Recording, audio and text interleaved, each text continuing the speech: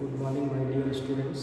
Today I am here to tell you about this plant tissue, which is your chapter number 3.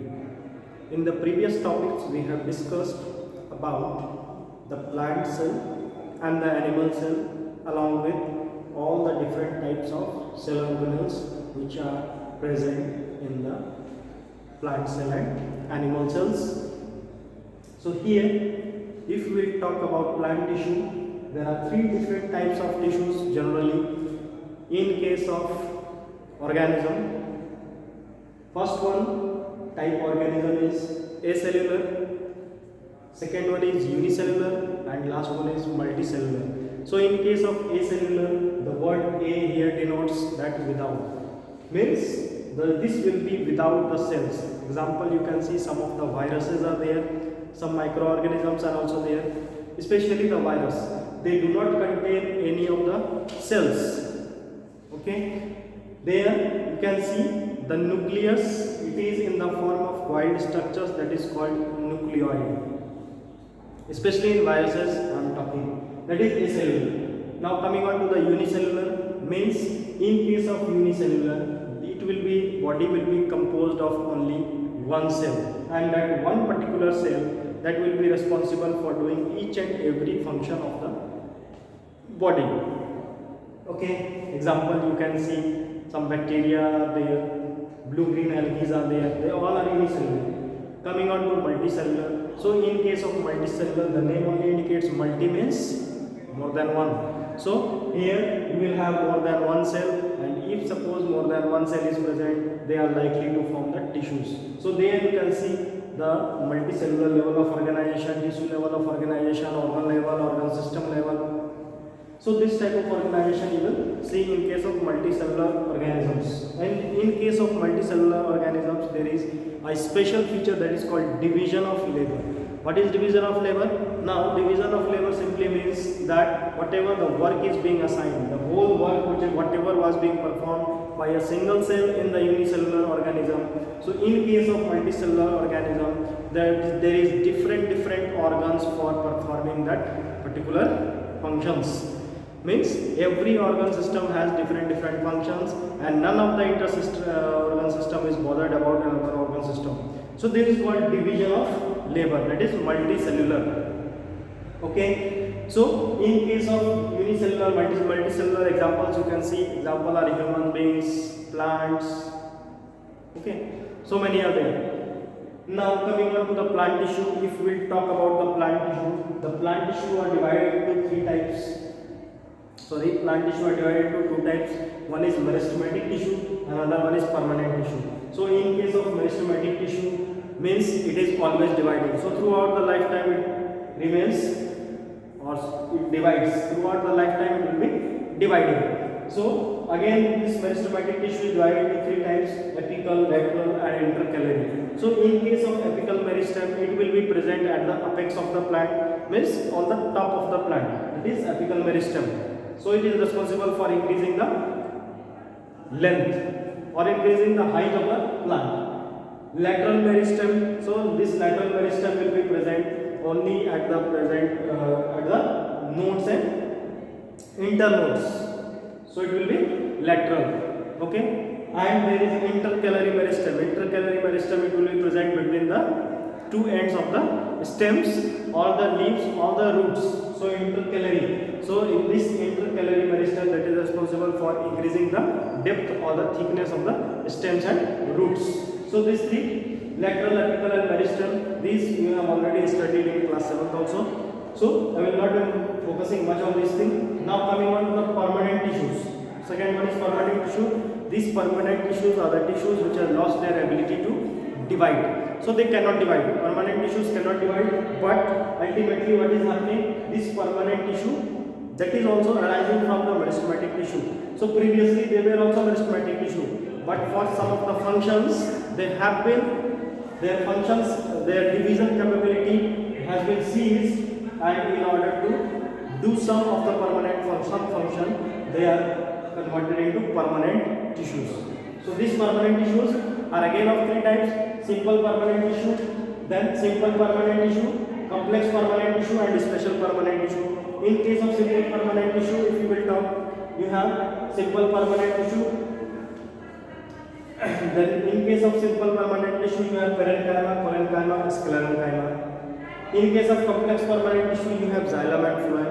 And in case of special permanent tissue, you have lactiferous tubules, then glandular tubules, glandular tissues, and hydatodes. So these three are there for the complex permanent tissues.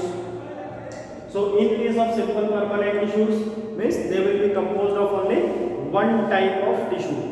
So that is called simple. In case of complex, they will be composed of more than one type of tissues, and in special permanent tissue, they have been designed in such a manner that they can perform the activity whatever is being required. So at that time, they have been converted into special permanent tissues.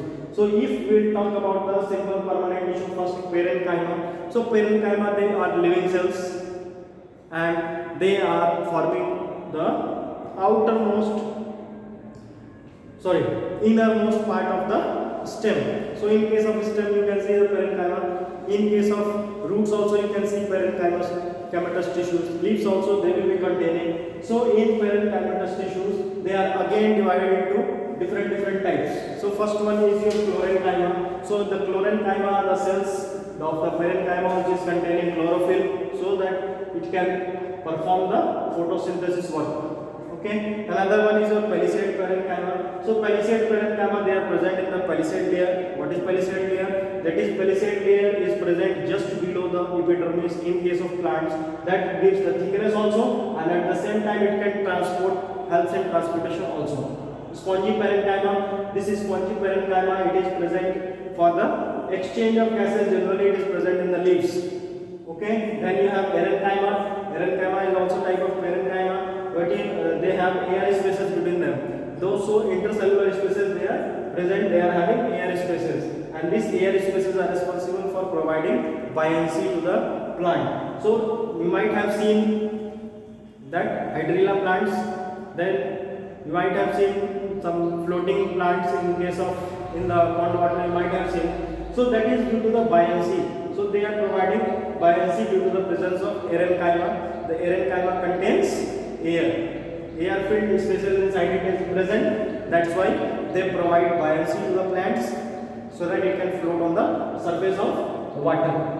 So if we talk about now collenchyma, so collenchyma they are generally thick and they are responsible for providing the flexibility to the plant. Flexibility, they are also living.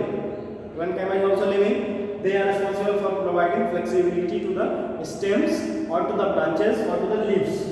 Okay. So this is about collenchyma. So if we talk about collenchyma, there are more intercellular spaces compared to the parenchyma. So in case of parenchyma, intercellular spaces are negligible or intercellular spaces are very less. So and in collenchyma there are intercellular spaces. Okay. And next is last is sclerenchyma. So this sclerenchyma, they are the dead cells and they are forming the outermost layer of the trees. So that is the sclerenchyma that can also contain the waste materials. They are generally dead cells, and these dead cells are responsible for helping the plant to store some of the food materials which are of no use.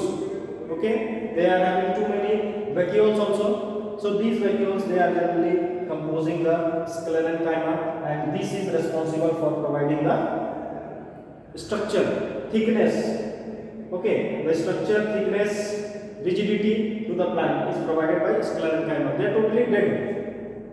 Okay, and it is the hard outer layer of the plant. The cork cells, there at whatever cork cells are present, they are only sclerenchyma. Okay, the coconut shell you can see, the outer part of the coconut, they are also sclerenchyma. So like this, xylem and phloem you are knowing. Xylem is responsible for transportation of food. Xylem is responsible for transportation of nutrients and water from the roots to the leaves and stem. And phloem is responsible for the transportation of food from one part of the body to another part. Xylem is unidirectional and phloem is bidirectional. Okay, so this is an overview of the plant tissue. And here you can see, in case of parenchyma you will have cellulose content, more of the cellulose content in there. In case of parenchyma you are having hemicellulose. So this is the part of the plant where the different types of chemicals can be synthesized, or it is already present over there, so that it can help the plant in different ways. Okay, so till now we have discussed about plant tissues, their overviews, and some of the different types of meristematic and permanent tissues.